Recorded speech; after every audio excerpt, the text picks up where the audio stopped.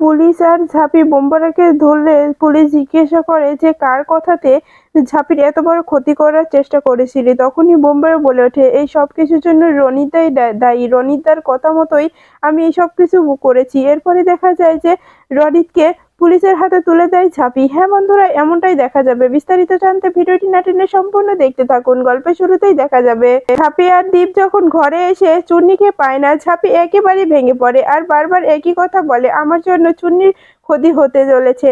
চুন্নির কিছু হলে আমি আমি নিজেকে নিজে কখনোই ক্ষমা করতে পারবো না।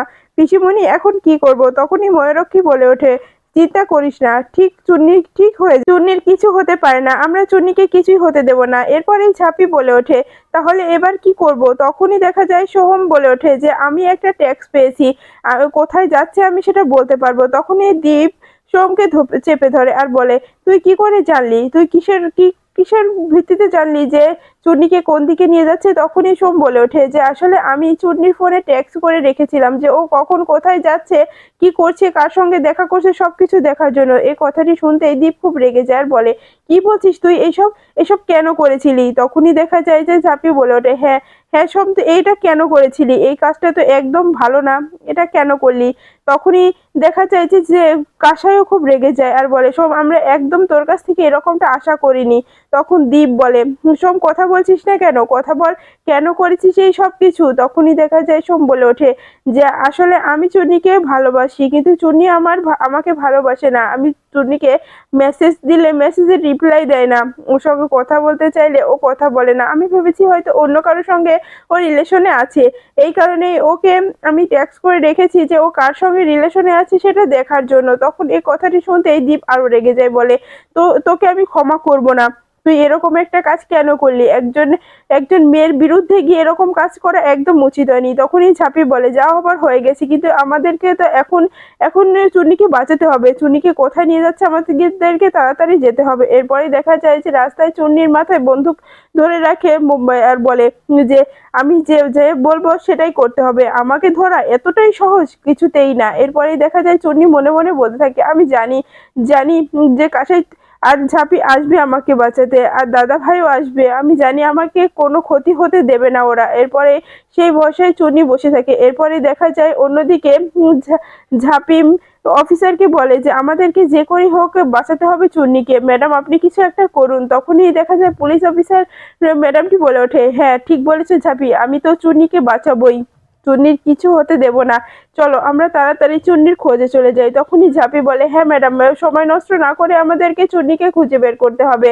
চুন্নির কিছু হয়ে গেলে তো নিজেকে ক্ষমা করতে পারবো না। এরপরেই দেখা যায় যে বোম্বের গাড়িটা আটকে ফেলে পুলিশ, দুপাশ থেকে এমন ভাবে আটকায় যে কিছুই করতে পারে না। গাড়ি থেকে মাথায় বন্দুক দিয়ে চুন্নিকে নামায় বোম্বাই আর বলে যে আমি যা যা বলবো সে উনি করতে হবে, না হলে কিন্তু আমি সত্যি গুলি চালিয়ে দেবো চুন্নি। এরপরেই দেখা যায় চুন্নিও গাড়ি থেকে নেমে আসার পরে তখনই ঝাঁপি চুন্নিকে চোখে ইশারায় বলে যে পায়ে যেন সে নাথি দেয়। এরপরে পায়ে একটা নাথি দেওয়ার পরেই দেখা যায় যে বোমে পড়ে যায়, আর তখনই চুন্নি ওখান থেকে সরে কাসাইয়ের কাছে চলে আসে। তখনই দেখা যায় ঝাঁপি বলে যে তুই এত বড় একটা খারাপ একটা লোক যে তুই চুন্নিকে তুলে নিয়ে যাওয়ার চেষ্টা করেছিলি, তোকে এবার আমরা কেউ ছাড়বো না, দেখতে চাই তোকে কে বাঁচাতে পারে। এরপরে দেখা যায় চুন্নি খুব ভয় পেয়ে যায়। তখনই দেখা যায় যে ঝাঁপি মারতে থাকে, এদিকে পুলিশ অফিসার ম্যাডামটিও মারতে থাকে আর বলতে থাকে যে সত্য কথা বল, কে করেছে, কে কার কথাতে তুই ঝাঁপি সরকারের সবকিছু নষ্ট করতে চেয়েছিলি, ব্যাংকের ক্ষতি করতে চেয়েছিলি, সবকিছু বলবি আজকে।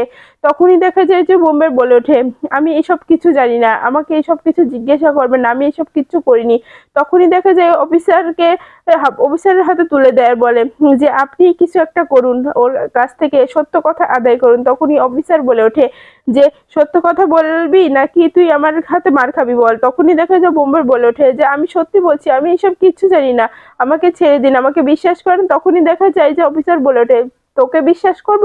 তখন দেখা যায় যে অফিসার খুব মারতে থাকে বোম্বারকে, আর তখনই মার খেয়ে বলে যে হ্যাঁ হ্যাঁ আমি বলছি, আমাকে আর মারবেন না।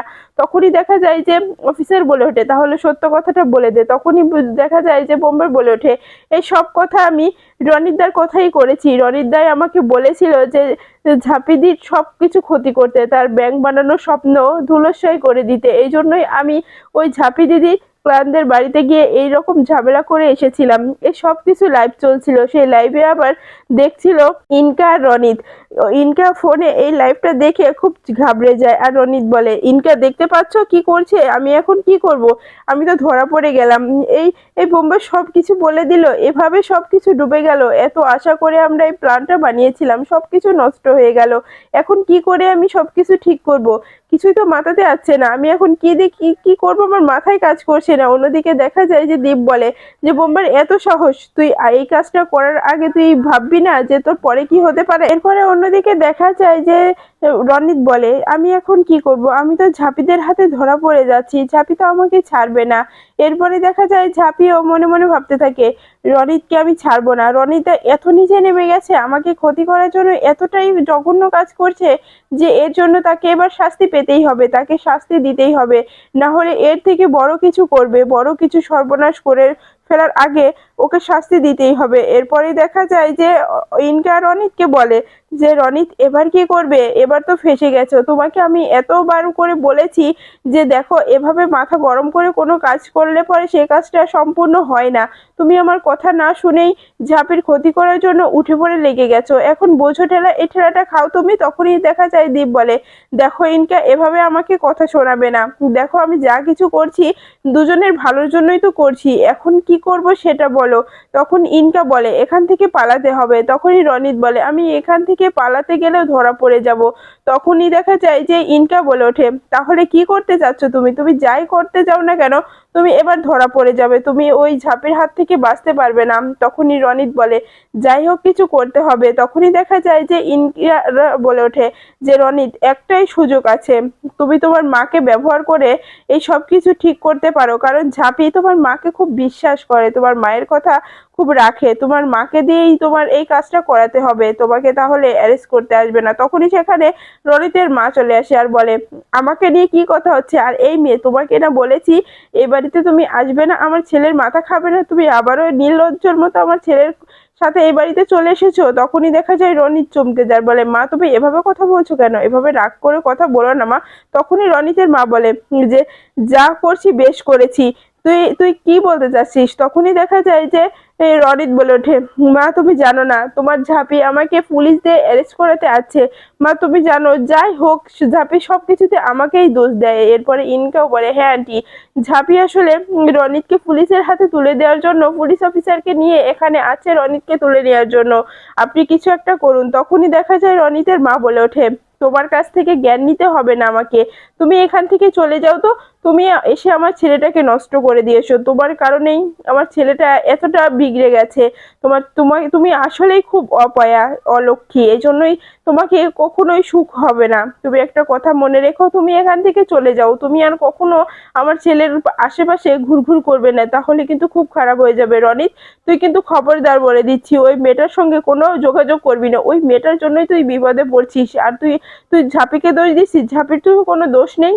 শুধু শুধু তুই ঝাঁপিকেই দোষ দিচ্ছিস। তখনই ইনকা বলে ওঠে, আন্টি আপনি ভুল করছেন, এই সব কিছুর জন্য ঝাঁপিই দোষী, ঝাঁপি ইচ্ছা করে রনিতকে ফাঁসিয়ে রনিতকে এখন পুলিশের হাতে তুলে দিচ্ছে। তখনই রনিতের মা বলে, আমি ঝাঁপিকে যথেষ্ট পরিমাণ চিনি, আমি জানি ঝাঁপি আর যাই করুক কারোর ক্ষতি চাইবে না। তখনই রনিত বলে ওঠে, মা তুমি আমার থেকে ঝাঁপিকে বিশ্বাস করো বেশি না, তুমি ঝাঁপিকে ভরসা করো। তখনই রনিতের মা বলে, হ্যাঁ আমি ঝাঁপিকে প্রচন্ড বিশ্বাস করি, ঝাঁপি কখনো খারাপ কিছু করতে পারে না। তখনই ইনকা মনে মনে ভাবতে থাকে যে এখান থেকে আমার চলে যাওয়াটাই ভালো হবে, এখানে যদি ঝাঁপি পুলিশ নিয়ে আসে, কারণ রনিতের মা তো বলছে না রনিতকে ধরিয়ে দেবে, তাহলে তো আমিও ফেঁসে যাব, আমাকেও এখান থেকে চলে যেতে হবে, না হলে আমাকেও ফাঁসিয়ে দেবে।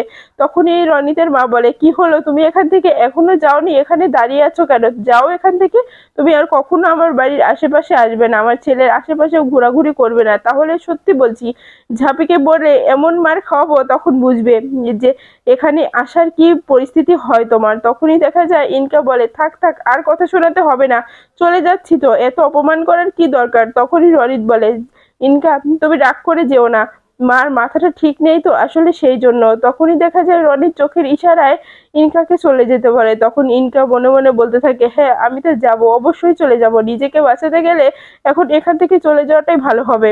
কারণ একবার যদি ঝাঁপির হাতে ধরা পড়ি, আর তোর সাথে দীপ আছেই, দীপ আমাকে যদি ধরতে পারে তাহলে দীপ আমাকে আবার ভুল বুঝবে, আমাকে এখানে থাকা যাবে না, এখান থেকে চলে যাওয়াটাই ভালো হবে। এরপরে দেখা যায় যে ইনকা ওখান থেকে চলে যায়। এরপর রনিত বলে যে মা তুমি তো কথা বলছো না, কি করবে মা, মা আমাকে ধরে নিয়ে যাবে কিন্তু ঝাঁপি, তুমি কিছু একটা করো মা, তুমি ম্যানেজ করো, তুমি আমাকে এখানেই লুকিয়ে রাখো, আর ঝাঁপিরা এলে বলবে আমি বাড়িতে নেই, কারণ ঝাঁপি তোমার কথা খুব বিশ্বাস করে।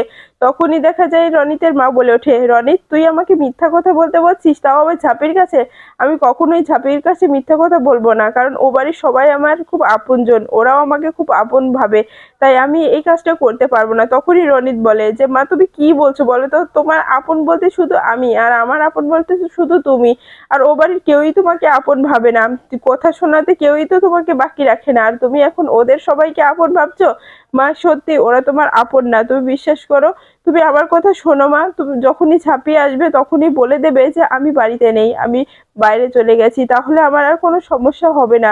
মা এটুকু কাজ তুমি আমার জন্য করো। তখনই রনিতের মা বলে যে আমি এটা করতে পারবো না, আমি এত মিথ্যে কথা বলতে পারবো না। তখনই রনিত মনে মনে ভাবতে থাকে যে মাকে আমি তো ম্যানেজ করাতেই পারছি না, কিন্তু আমাকে তো ম্যানেজ করাতে হবে, আমাকে এই লাস্ট সুযোগ, যে কোনো একটা পরিস্থিতিতে মাকে ম্যানেজ করতেই হবে। তখনই রনিত বলে মা আমি তোমাকে শেষবারের মতো বলছি, তুমি যদি এই কথাটি না বলো তাহলে কিন্তু আমি দিব্যি দিয়ে বলছি, তাহলে তুমি আমার মরা মুখ দেখবে। তখনই দেখা যায় যে রনিতের মা বলে একদম চুপ করে থাক, তুই এইসব কথা মুখেও আনবি না বাবা। তখনই রনিত বলে ওঠে তাহলে তুমি বলো মা, যে ঝাঁপিয়ে এলে তুমি মিথ্যে কথা বলবে। তখনই রনিতের মা কোনো কথা বলে না, চুপ করে থাকাতে রনিত ভেবে নেয় যে তাহলে হয়তো মা কিছুই বলবে না।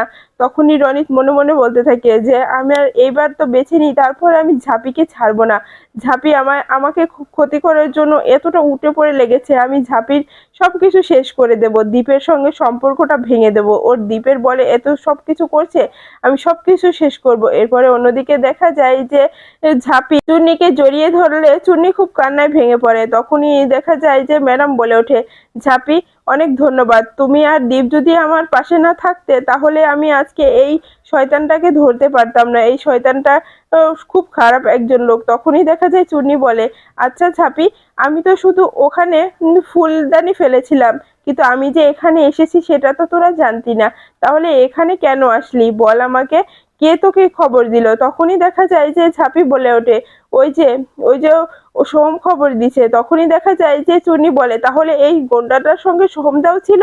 তখনই দেখা যায় যে সোম বলে ওঠে না না তুই ভুল করছিস চুনি, আমি এইসবে ছিলাম না।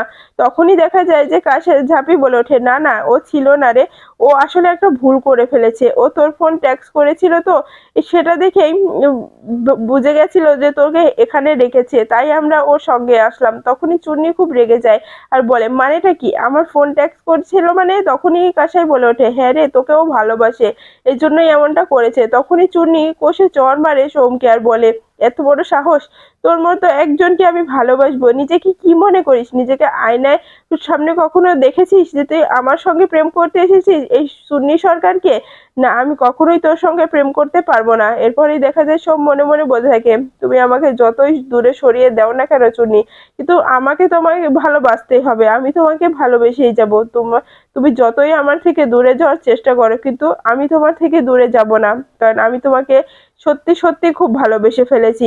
তোমাকে ভুলে যাওয়া এতটাও সহজ কাজ আমার জন্য হবে না, এই জন্য তোমাকে পাওয়ার জন্য আমি সব রকম কিছু করতে পারি। এরপরে চুন্নি বলে ওঠে আমার আমার এখানে কথা বলতেই লজ্জা করছে, এগুলো কেন হলো? তখনই দেখা যায় যে দীপ বলে ওঠে চুন্নি এতটা মাথা গরম করে না বোন আমার, কারণ ও আজকে তোর ফোনটা ট্যাক্স করেছিল বলেই তো আমরা তোকে খুঁজে পেলাম, তোকে তোকে ধরতে পেলাম। তখনই দেখা যায় যে ঝাঁপি এ কথাটাই বলে, তখন চুন্নি ওখানে এর থেকে রাগ করে চলে যায়। তখনই ম্যাডাম বলে ওঠে ঝাঁপি আমাদের কিন্তু এখন রনিতদের বাড়িতে যেতে হবে, রনিতকে উঠিয়ে নিতে হবে। তখনই ঝাঁপি বলে হ্যাঁ ম্যাডাম আমার মনে আছে। এরপরে দেখা যায় যে সবাই মিলে যখন রনিতের বাড়িতে যায় তখন রনিতের মা পুরোপুরি পুলিশের সামনে বলে দেয় যে হ্যাঁ রনিত বাড়িতে আছে। তখনই ম্যাডাম রনিতকে অ্যারেস্ট করে নেয়। তখনই রনিত বলে মা তুমি এই কাজটা আমার সঙ্গে করতে পারলে, কেন করলে? আমি না তোমার সন্তান, তুমি আমাকেই পুলিশের হাতে তুলে। বন্ধুরা এই ছিল আজকের আপডেট, ভিডিওটি কেমন লাগলো কমেন্টস করে জানাতে ভুলবেন না। পরবর্তী আপডেট পেতে চাইলে চ্যানেলটি সাবস্ক্রাইব করে পাশে থাকা বেল বাটনটি অন করে রাখুন। ধন্যবাদ।